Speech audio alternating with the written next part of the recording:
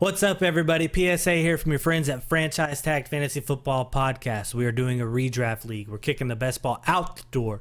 It's going to be a 12-team, half point per reception, 6 point per passing touchdown. So get your quarterbacks ready. We're putting 2 flexes in and getting rid of the kicker because we don't like kickers, so we're giving an extra flex spot.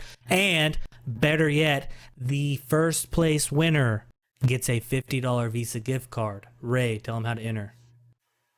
All right, so first things first, guys. You're going to have to hit that subscribe button. We're going to need to see those subscriptions go up. Secondly, if you want to get in this league, you have to comment on each one of these PSAs that you're going to see on each one of the episodes that comes out. The closing date on that is going to be August 10th, and we're going to decide off of a raffle out of those comments who's going to be in the league. So make sure that you hit that comment because that's how we're going to know you guys want to be in the league. And like Aaron said, a $50 gift card to the winner. Free for you guys. For sure. For sure, guys. Free to enter. All you got to do is literally leave a comment on the YouTube video for your chance to win $50. And you might meet some really cool people with the redraft league and be able to start your own leagues next year. All right, guys. So enjoy the episode. What's up, everybody? It's Aaron Ray back again with another episode of Franchise Tagged Fantasy Football Podcast. We are going to be here today bringing you the tight end rankings to wrap up our ranking episodes. And we're also going to talk about a few defenses to kind of be on the lookout for.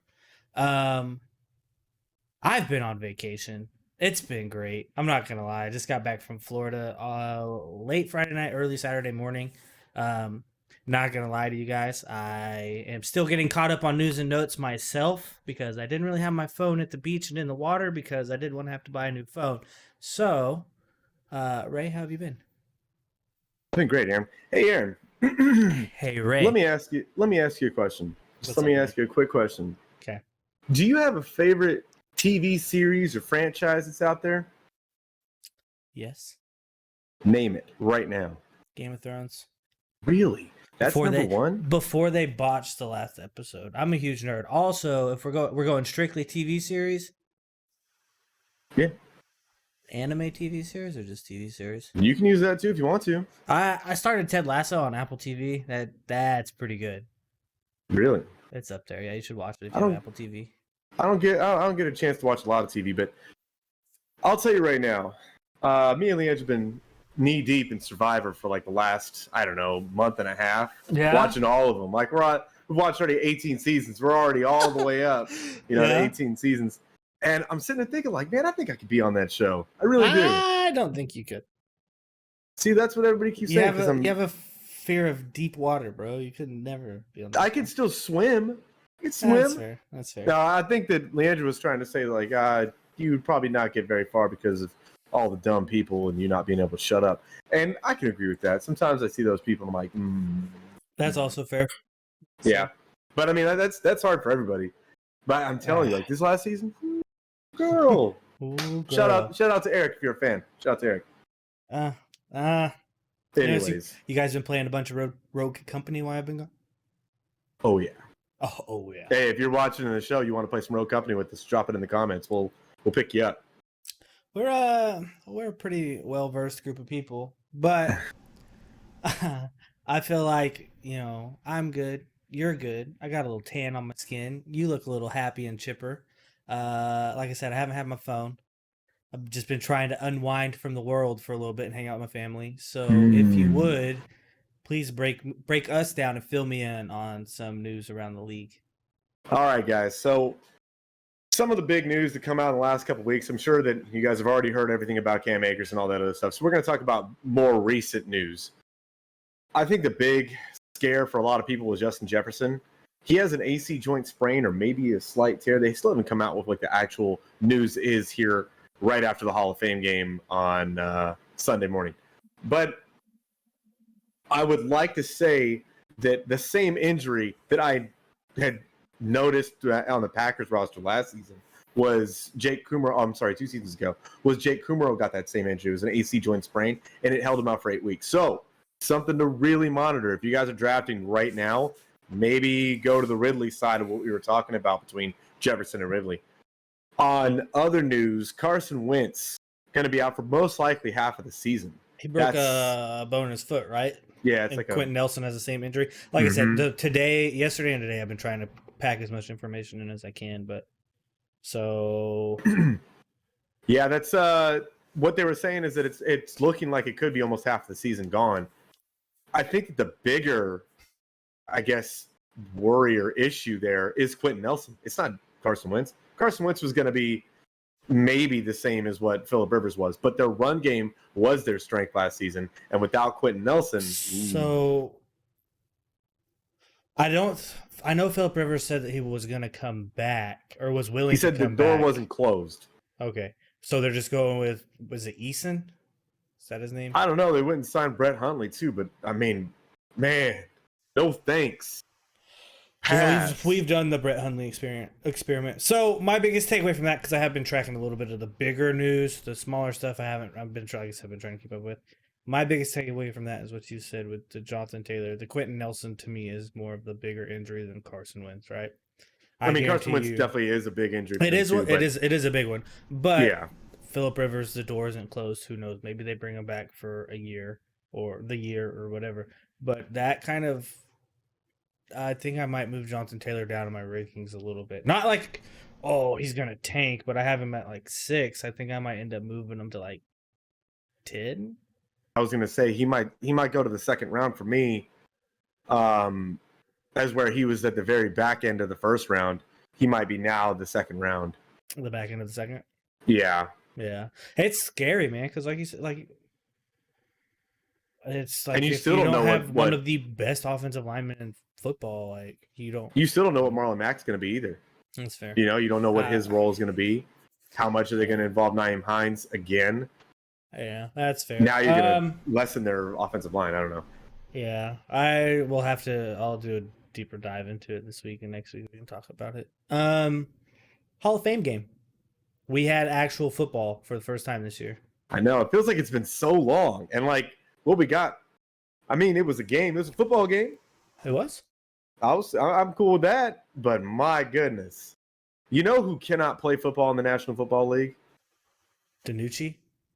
And Mason Rudolph. I was just about to say Mason Rudolph, both quarterbacks. No. Key takeaways, firing them out. Najee Harris got a lot of touches and played probably a little bit longer than he should have. His draft capital is going to climb tremendously now. You think so? More than it was. I think he'll end up moving up in the ADP. I think with the whole Jonathan Taylor news, or not Jonathan Taylor news, but the Colts news and Jonathan Taylor dropping Najee Harris, and it's everyone finally seeing like, oh, we saw him in a uniform. Oh, he looks really good. Oh, he's getting a lot of work. Oh, they didn't pull him out. Like, I think he's going to climb up a little bit. They wanted to see what they had in like actual game speed. Maybe that's what it was. I don't know. It was really confusing to see him there well into the second quarter. And I'm like, he should probably have been pulled out in the first. But I will say that there was a lot of packages drawn up for him already. This is all stuff that's already been installed. So that's going to be stuff that you're going to see during the season, I think. I'd also like to say that he caught a couple passes too, and didn't look bad doing it. Mason Rudolph is not on the Steelers roster by season start. No, Dwayne Haskins is the backup. I think it's a competition between him and Josh Dobbs. Hear me out. It sounds crazy. I know Josh Dobbs is old. He's been the backup there for a long time. And they brought in Mason Rudolph, and he's just kind of been hanging out. Dwayne Haskins, when he played, looked really good. He was throwing the ball on different levels with his arm, could move his arm around. There was one particular play that I saw where he dropped back. His lineman got stuck on his foot, so he stood flat-footed and sidearmed the ball out into the flats, probably 20, 25 yards on a rope. Hit the dude in a stride, completion. Like, Dwayne Haskins looked really good, but I still think he's got a little bit of maturing to do. That's why Josh Dobbs might be the backup if Big Ben's injury reoccurs in his arm and it isn't still 100% later. Like later down the line. I would say if you're in a dynasty and you're gonna be, maybe you're the Tom Brady owner and you're scrambling to find a quarterback to put on your roster, maybe Dwayne Haskins is that guy that you want to maybe just pick up, see if he sits around for a little while, if he's still there. Something to think about. I know those rosters are really deep, and they're what, 30, 35 man rosters, depending on like you can hold them and see if maybe taxi leagues and shit. Yeah, maybe the next few seasons he actually takes that step. Tom Brady finally retires, and then you got something to work with, until you get your rookie drafts going for rookie quarterback that falls to you in the right spot. Just an idea, a thought.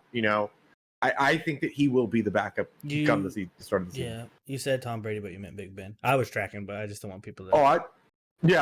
I wasn't meaning Big Ben. I was meaning like if you had Tom Brady on your dynasty roster, he's only going to be there for a few more. There we go. A few more years. I'm following. What you're saying. I was like, but anyways. Or if you had Big Ben too. Yeah, that works too. Any one of the older quarterbacks that are still in the league. Another thing that stuck out to me was Parsons for the Cowboys, their middle linebacker they drafted. He's going to be really good. Yeah, he's good at football. He's good. He's going to be good. Other than that, Cowboys' first team obviously is really good, and you could see that they were good. Minus we didn't see Dak, or Zeke. We didn't see Zeke. And Amari Cooper wasn't on the field. He's hurt with that injury. I forget what it is, but yeah, he's hurt. But their first team's gonna be good. But watching the rest of the Hall of Fame game, they have no depth outside of Tony Pollard, basically anywhere, offense or defense. I like that fullback they had too. I don't know what his name was, but either way, I think that's all I had for the Hall of Fame game. Yeah. Any other news or notes? This week is the week that we actually get all of the preseason games. Jordan Love time, baby. Hey, baby. So we're recording on Sunday. I think it's no surprise to everyone that we record early. However, on Tuesday, when this episode drops, Tuesday night is the first episode of Hard Knocks on HBO. So if you have HBO Max or HBO and you're old school and still have cable TV, Hard Knocks will air, and it is featuring the one and only the Dallas Cowgirls. So, anyways, I think that about wraps it up for that stuff, right? Won't be tuning in. Won't be? Okay. Well, just be prepared for the Hard Knocks hype for the Cowboys people to start raising a little bit in ADP, just so everyone. It happens every year. It happened with the Browns. It happened with last year with the Rams and the Chargers when both teams were on Hard Knocks. So just be ready for that. No, you're going to probably have to pay up just a little bit if you want one of them. It's gross. It's nasty. I hate it, but it's part of life. Zeke to the moon. I'm just so excited football's back, bro. Right? I know. It feels like it's been like 100 years since we had real football. That is true. Well, needless to say, you ready to jump in these tight end rankings? It's going to be a quick one, guys. Oh, it's going to be super quick. Super quick. It's going to be real quick. Who do you got at number 1, Aaron? Shocker, I have Travis Kelsey at number 1. Well, I also have Travis Kelsey at number 1. All right. Crazy. So we have Travis Kelsey both at 1. I really don't think there's much to talk about with Travis Kelsey. Nope. He's going to be good. Until you see some form of drop off, he's going to be number 1. Number 2, Ray. George Kittle. I have Darren Waller. So I knew that was going to happen. It is what it is. Either way, outside of drafting, because Travis Kelsey, I'm okay with taking Travis Kelsey at the back of the first in a 12-man league. But if I get stuck with Darren Waller or George Kittle, just depending on how it feels to me, I'm okay with that. I'm assuming that you have, if what I think is going to happen. Okay. So at 3, I have George Kittle, and at 3, you have Darren Waller. So would you feel kind of the same way about what I said about it's really they're interchangeable. And maybe, you know what? Let's talk about it for a second, because there's I guess a change that could happen for the Niners. I think that if Trey Lance does take that job eventually throughout the season, I think that George Kittle's stock climbs even higher than what it would be. That's when it's like, man, you might have got the number 1 tight end in the league. You might have. I think it could happen. Then this is why. What's a rookie quarterback's best friend? Tight end. Who's got the best tight end in the business outside of the Chiefs? I mean, that's fair. I mean, that and the dump offs to running backs, short intermediate routes. But yeah, I could agree. Yeah. And Darren Waller's situation didn't change at all. They didn't add anything that you care about. If you thought that maybe Kenyon Drake had something to do with Darren Waller moving to my board, it didn't. I don't know how that would happen, but just like throwing out any scenarios I could think of, they're all good. They're all going to be great. Draft one of them, please. Yeah. Early round tight end this year. So number 4, Mark Andrews. I also have Mark Andrews. So He's right outside um, the top. He's right outside the top 3, and I think that he can't crack that top 3. I would agree Barring injury. unless good caveat. But unless perhaps that Lamar Jackson goes back to not last year, but the previous year with his super high touchdown touchdown efficiency at like 9.8% or whatever. And there were a couple times last year too. I had Mark Andrews 2019. You had him 2020. Where last year would have been a totally different story if he would have just held on to a couple balls in the end zone. He think he had 4 or 5 that I can recall that Felt like 6. that hit him like in the hands and he just could not hold on to them. And a couple more that Lamar overthrew. So I mean, I think it'll be okay, especially with Marquise Brown and Rashad Bateman there now. I think that it will help. Sammy Watkins is there too, isn't he? Yeah, he's there, but Yeah. I don't care. I don't care about the Lizard King. No thanks. I don't either. Shout out to the footballers. Who do you have at number 5? Kyle Pitts. Okay, I have, and I hate myself for it, but I have TJ Hawkinson. He's the only pass catcher. Yeah, he's the only pass catcher in Detroit. Look, I know that I've been saying that Kyle Pitts isn't going to finish this high. I understand that. But when I wrote this list out and I started looking at names and what the potential targets could be in that situation, or if there was any vacated yards, whatnot in a situation, I'm looking at the Falcons and I'm like, man, there's no way that Kyle Pitts isn't finished as a top 5 tight end. There's just no way. It's like literally the stars just line up for him. Now, if he doesn't get on the field as much because of Hayden Hurst, maybe. I don't think so. I'm pretty sure that Kyle Pitts is probably going to be the second receiving option on that team. So where are you drafting him at? That's the thing. With him being at the 5, you would think that I would be, much more gung ho about drafting him in like the 5th round. I'm not at all. Because outside of the top 3, any tight end you want to wait till like round 8 to even start looking. I don't think he makes it out of the 5th round, maybe the 6th. And the thing about it is that if you ask me, do I want to draft Kyle Pitts or do I want to draft TJ Hawkinson, which is my sixth pick? He was my 6th tight end. I'm probably leaning Hawkinson. Do I want to draft Robert Tanyan or do I want to draft Kyle Pitts? I'm probably leaning Robert Tanyan, but only because I just don't know if it's worth the ADP on Kyle Pitts. It's a big gamble. I'm not taking Kyle Pitts, who's unproven. Yeah, he has the potential to be a generational talent at the tight end spot.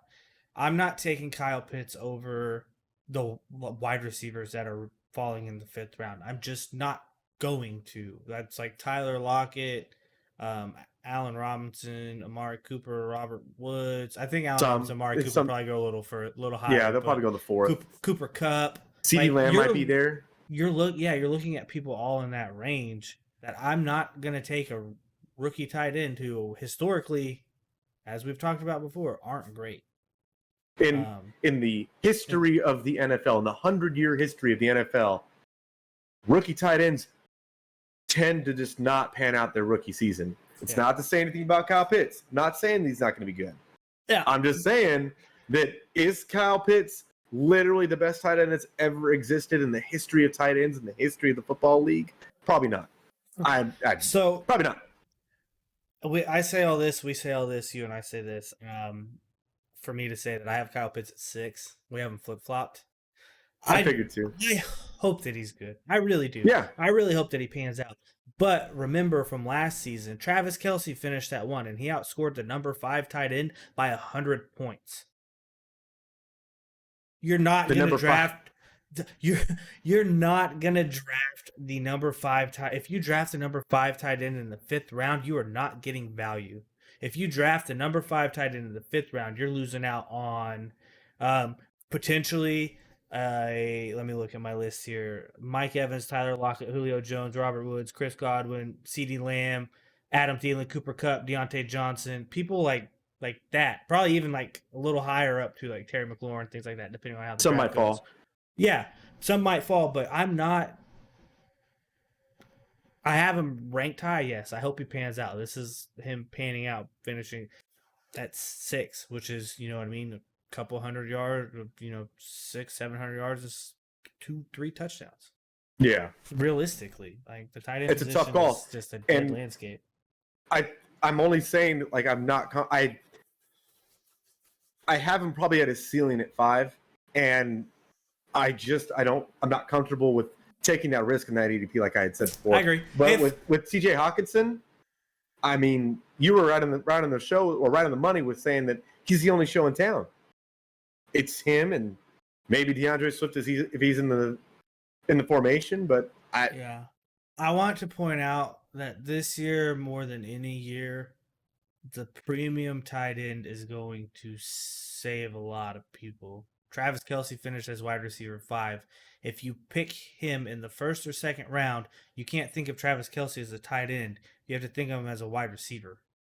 So when you're going through your draft, you're like, oh man, I don't have any number 1 wide receivers. I have a tight end and 2 running backs, or a tight end and however it falls.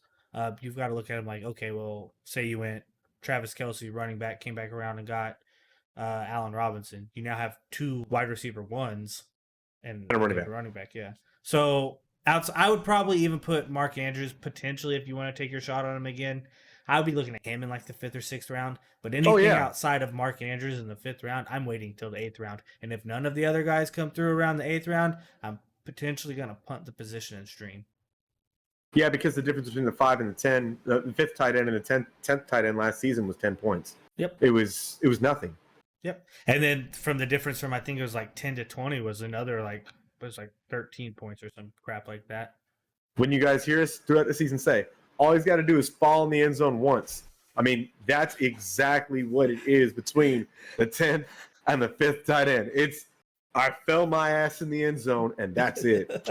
It's true. Anyways, I think we've pretty much beat that and talked about that. That dead horse. Well enough. So at number 7, who do you have? Robert Tunyan. Okay. Tonka Tunyan. Okay. I have Tyler Higbee. Okay. He had a pretty decent season last year, especially towards the end of the season. Now, another reason, Cam Akers is hurt. I adjusted my rankings after the Cam Akers news. Cam Akers got hurt, so therefore I think he don't run the ball quite as much, and they pass more. And Tyler Higbee has shown to be a proven pass catcher with the likes of Jared Goff. And now he has no Gerald Everett there to kind of eat into him not being on the field. Good shot in the dark, honestly. I'm not mad at it. I don't think you only got to fall in the end zone once. The Robert Tunyan take sitting at 7. I mean, I'm probably too high on Robert Tunyan. I think I am, only because they went and got Cobb. All the reports are saying that Amari Rogers is like the next coming of Jesus. So maybe what beat writers are you following? Because I'm all of them, man. I'm telling you. Everything I've heard about him is that he's just running routes crisp and clean, and he's catching everything that's thrown to him. They're expanding his role in the offense. All these things. This is from Matt LaFleur said that. I don't know. I'm probably too high on Robert Tunyan, but 7 doesn't seem to be too hard to get to, especially with an MVP quarterback and Aaron Rodgers coming back. No. I have Robert Tunyan at 8. Big Bob Tunyan, all for the same reason you said. MVP is coming back.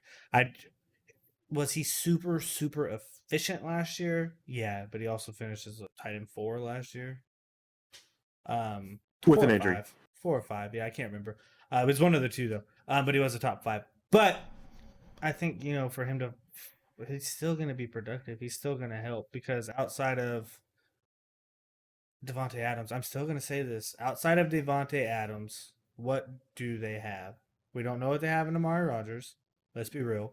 We don't know. Cobb, the last season, Cobb playing for Houston just looked like a shell of himself. He hasn't looked the same since he left Green Bay. I don't know if he comes back and lights the world on fire. Awesome. MVS, I still don't really... I like him, but I don't trust him to hold on to the ball. Still got Lazard, still got Funchess. Yeah, that's true. I don't know.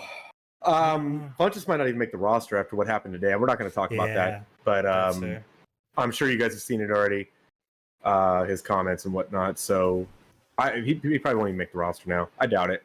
Yep. But yeah, anyways, I just feel like he'll catch a couple really good deep bomb touchdowns that are schemed up for him because everyone else can be keying everybody else, and it's going to keep him in the season. I just feel like it's going to happen. I mean, and Robert Tanyan getting 8 touchdowns. You think that's out of this world? No. So the Green Bay's offense is, would you consider a high-powered offense, right? Even the first year with LaFleur, they showed great spurts, but then sputtered out. And then 2020, they looked unstoppable unless they're playing the Tampa Bay Buccaneers. Mm. But legit, like they're a high-powered offense. There are plenty of touchdown opportunities to go around, as you saw last year. Rogers threw 48 of them, and Aaron Jones ran in what, 9? I think it was like 57 total touchdowns or something by the Packers. I'd have to look. I was looking down to see if I had it down, but I don't. No, you're good. I think it was like 57 total touchdowns by the Packers organization. So you can say roughly, to be safe, if there's 60 touchdowns to go around, it's going to be good opportunity for everyone in the offense to score. You know what I mean? So, anyways, number 9. Well, I at 8 I have Irv Smith. Oh, that's right. You didn't say that. So 8, you have Irv Smith. Yep. So I'm buying it again. 7 was Robert Tunyan for you, and 8 is Irv Smith. Okay. Yeah. I'm buying. I'm drinking the Kool-Aid again. I'm buying it. I don't know. I've seen nothing but hype for Irv Smith throughout this offseason. One year it's got to work, right? It's nasty. It's gross. No, it never has to work. Maybe when he leaves. 1 year it's got to work. Maybe because Justin Jefferson might be actually hurt for a few weeks. Might see something else. Might fall in the end zone a couple times. Who knows? I doubt it. But so number 9. I'm not even gonna talk about Irv Smith. It's not. We're getting to the weeds where it's not even really worth it. Oh, we're already in the weeds. Like, this is how I feel. Number 9, I have Mike Gesicki. Ooh, I didn't even put Mike Gesicki on this list. I should have. Logan Thomas for me. So Logan Thomas for you. All right. Dang. Yeah. So I've got Gesicki just because he's athletic and big, and if Tua can't really push it down the field, as you brought up earlier, if Trey Lance comes in about George Kittle, it's going to be the short, intermediate routes, and Mike Gesicki, I think, could be pretty good. We've seen it. 10th, I have Noah Fant. Ooh, I have Dallas Goddard. Funny you say that. I got Noah Fant out there just because I'm like, hey, somebody's got to catch the ball out there. Somebody does. Yeah. Who knows who it's going to be? Yeah. I have Dallas Goddard here. It's weird. Zach Ertz just like disappeared. It just gone. Stopped existing. Gone.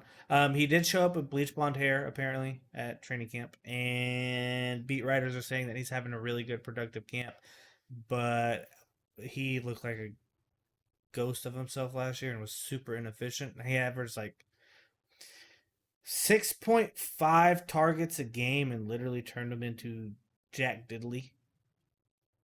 So I'm really hoping that Dallas Goddard gets to come out of the shadows and be there. But I like Dallas Goddard. I think he's a good tight end. The only thing I'd say against Dallas Goddard, I mean, if he was quarterback situation, that, and if he was as good as like I think the narrative behind him is, if he was really going to be that tight end one out there, and it was only because Zach Ertz was in front of him, don't you think we've already seen more of Dallas Goddard plus his injury history? And I don't know. I don't think that I'm anywhere near wanting to have. 2 years ago, you did. And 2 years ago, Dallas Goddard basically usurped Zach Ertz. What happened last season? Because he was hurt? Yeah, I guess with the whole everything. Last season is like a blur to me, right? Realistically, with like players in and out because of COVID protocol and games getting pushed and people going on COVID IR and blah, blah, blah, blah. I don't know. For most people, I'm throwing 2020 out of the window. But I'm just saying, Dallas Goddard is the main reason that the Eagles didn't want to give Zach Ertz a huge contract extension. mean, yeah, So, and everyone's allowed one injury, right? Before we start labeling them injury prone. I guess, yeah. Do you want some honorable mentions? I got 12. I have 12. So 11 for me is Noah Fant. I got Evan Ingram at 11. I have Evan Ingram at 12. I have Gerald Everett at 12. Just because Russ likes to use a tight end, so That's fair. I was on the Seahawk on there. Outside of Greg Olsen and Jimmy Graham, what other good tight ends have they had there? I don't know. Maybe Gerald Everett will finally wake up. That's what I'm saying. As a first round pick, you would think that he'd be a lot better than he is. It's weird that he was Sean McVay's first ever draft pick, and then they were just like, see you. We don't want you anymore. Tyler Higbee, where you at? I mean, yeah, that's my biggest thing. So, I mean, if you want honorable mentions, people that you can think of off the top of your head, I have, who'd you say, Logan Thomas? I have Logan Thomas down a little bit lower. Yeah. I have him at 17, but literally, like you said, it just takes one touchdown, and he's in the top 12. But I have him down just for the sheer fact of Fitzpatrick likes to push the ball down the field. McLaurin is there. They brought in Curtis Samuel. Antonio Gibson's there. I think last year Logan, he's good, but I think last year was more of a product of necessity rather than a product of skill. I really have a whole lot of other guys that I'd like to throw out there. I don't think Gronk will be anything. I know that he's Brady's best friend, but I think he's done. Names that you think of to look for when you punt the tight end position. Probably Logan Thomas. I have three that come to mind that normally anytime I'm mock drafting or best ball drafting and I end up punting the tight end position that come to me. Tell me what you think about that. Normally fall late enough. So tell me what you think about these three names. Jared Cook, Austin Hooper. Okay. And if for some reason Tunyan falls a lot, so there's three, but then Cole Kmet is always consistently there, and he's like my dark horse. I hate the Bears, but he's there. Yeah, I would also throw in. I'm telling you, Noah Fant falls so far in drafts all the time, and even in our mock drafts, sometimes he's not even going drafted, and it's like, well, I mean, if you're gonna take a shot on somebody, might as well take a shot on like a first round pick tight end that's in the third year of his career. Could pan out something better than Jimmy Graham. That's fair. Yeah. On a couple other honorable mentions: Anthony Ferkser for Tennessee. Yeah. Possibly Adam Troutman. I don't know if there's gonna be enough room to go around, but whoever starts at Cowboys tight end, they've always been known to use the tight end. Dalton Schultz was in for a quarter and a half, I think, of the Hall of Fame team. I just wanted to throw that out. Or Blake Jarwin. Something to pay attention to. But yeah, pretty much tight ends. How about some defenses, Aaron? How about some defenses? Ooh, defenses. Yeah, we can do some defenses. Wow. I don't have them ranked. I just have defenses to look for because this is something I want to really hit on for defenses. Is you're going to have rankings for defenses before the season starts, and they are never right. Ever. They're never right. Some defenses comes out of the woodwork every year that's a lot better than everybody thought they would be. You mean 2 years ago, the Patriots? Yeah, that's a perfect example. Nobody thought it was going to be that good, but then you look at the situation, like their division mates were awful. Every offense in that division was buns. Then you had, some key players step up on that defensive team. It worked out for people to draft. It worked out specifically for somebody. Helped them win the championship because they're throwing up 40 points a week on a defensive Wild. spot. It's crazy. But I can't wait for the text message on Wednesday. I got defenses to look for. Miami be one that come to mind. Yep. Because they'll probably fall nowhere. I don't think anybody's going to draft them like the first defense off the board. I doubt it. So Miami's definitely a defense that could be panning out, specifically for the same reasons that the Patriots defense was so good a few years ago for you to draft. Miami plays against a rookie quarterback, a Cam Newton that is a bag of buns, and Unfortunately, Josh Allen. But plays against those other two teams 4 times in that season. Can't win all of them, bro. Can't win all of them. So, are we just spitfiring defenses out here? Yeah, it's just ones to look for. You want value, or you just want straight up defenses to look for? Defenses to look for. Okay, Washington football team. I have them on there too. I have Just them on the board, their front seven is really good. And what gets more points, sacks or interceptions in your league? Usually sacks. They're probably normally about tied, to be honest with you. Not to mention more pressure to lead to more interceptions, so you're either going to get sacked that's or what I'm saying. Like, so get it's going to a stack bunch up. of points. I do predict that they could be a team that get quite a few defensive touchdowns this year with, like you were saying, strip sack fumbles and yeah. So they're one for me. Chase Young's only going to get better. That's fair. Wild. I got a couple more. San Francisco, but it's not necessarily anything that would be San Francisco's, I guess, own team related. It's just who they're going to be playing, week in, week out, and their division mates. They're playing a 4th place team schedule this year, which is crazy to me, right? Because they're a good team. Outside of Jimmy Garoppolo, they're a good team. Outside of injury, they're a good team. That defense can destroy a lot of the lower level pro football teams.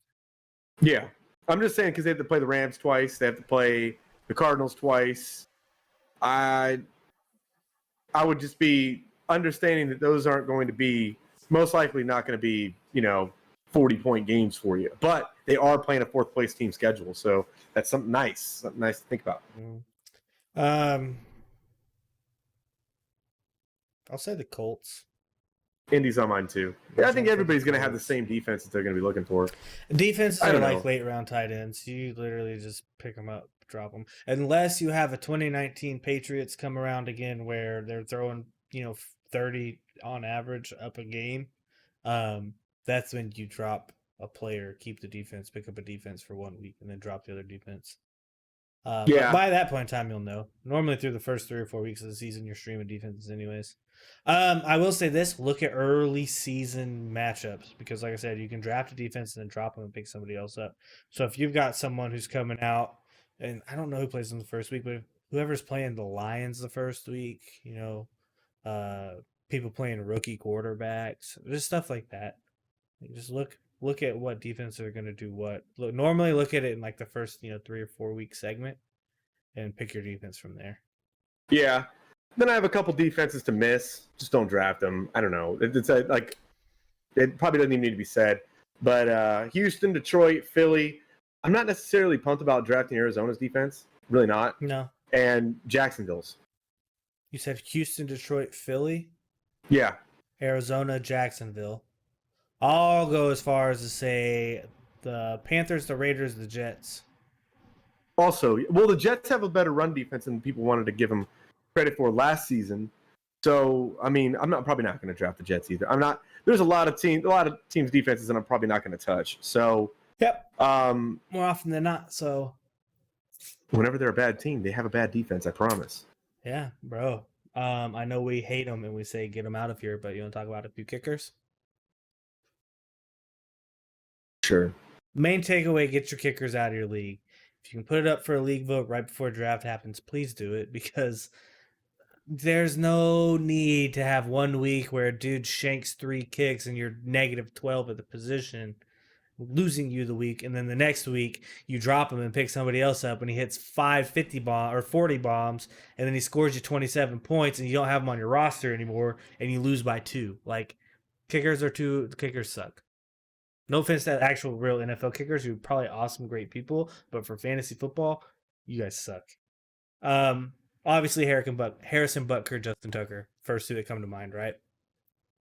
Yeah, I mean, if I don't get one of those 2 guys, then I don't really care about the kicker that you got. So for kickers, you're going to want to look at high-powered offenses. You know what I mean? People are going to score a lot of points. There's some trends, too, to see if a team isn't really effective in the red zone. Something to look at, too. That if you're that dependent on having a kicker? Like that's like the one hole that you have. You got lucky enough to have a super team. I don't know. What's that guy? Is it Santiago? The guy that's the Colts kicker. He's usually pretty good. Blankenship. Rodrigo. Got the glasses. Yeah, Rodrigo Blankenship. Yep. I don't know. Kickers suck. Yeah, they're not good. Harrison Butker, Justin Tucker, Greg Zuerlein, Will Lutz is normally good. Mason Crosby's normally good. Rodrigo Blankenship is normally good. Badgley for Clippers. For the Clippers? the Chargers. I saw LAC and went immediately to basketball. Robbie Gould. I mean, like we said, these last three positions in today's episode, you're streaming them. Or you're not even doing that. You're just like keeping the same kicker in as long as you can. So some advice, sort of draft advice strategy that I've done the last couple of years is if you draft, like say you draft week 3 of preseason, you still have 2 weeks left. Don't draft a kicker or a defense. Draft 2 more positional players that you think have a chance to break out with the last couple games worth of preseason or even the first couple weeks. And then drop whoever you're not going to roll into the season with and pick up a kicker and a defense. Because like you said, you're going to stream them anyways after that. Yeah. So fill your roster with as many positional players as you can that matter. Say you have, you get an extra chance at a handcuff running back and the first string running back goes down, and now since you've drafted this dude in the preseason, you have the starting running back for that team. You know what I mean? Just little small tips like that. Yeah, I would agree. You don't have to, unless you have to fill each spot of your roster in the draft. And I mean, yeah, I would just last 2 picks, kicker defense if you have to, if that's the case. But if you don't have to, then don't do it. Do it. Maybe a defense. I could see more of a defense. I could see more of a defensive thing, but not so much of the kicker. If there's just one defense that you have to have, like the Steelers or the Rams, or like I really want this defense, I'm not going to be happy unless I leave with them. But anyways, that pretty much wraps up that. You good with that one? That's all I got, Aaron. Let's wrap this series up. And probably going to be hitting you guys with some real news here soon. Real news. Yeah. Ray and I have a lot of stuff to go over this next week, but we will make sure that we pass along to you guys, the viewers. But as always, please like, comment, subscribe, hit the notification bell so you know when we go live, and please share the videos. We post on Facebook. We get a whole bunch of thumbs up, a lot of cool interaction on Facebook. Share the videos around with your friends, family. Season's about to start. A lot of people are about to start getting back into fantasy football. So with that being said, guys, until next time, we will see you later.